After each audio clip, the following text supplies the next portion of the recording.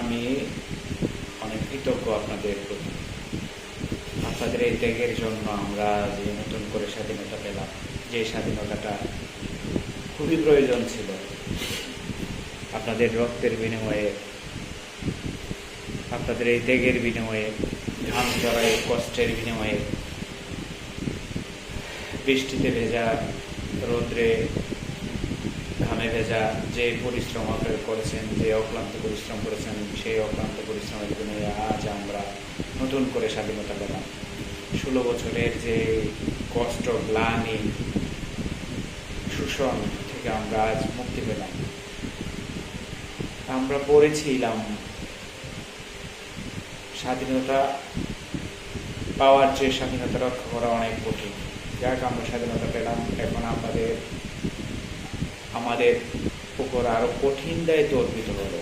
এই স্বাধীনতা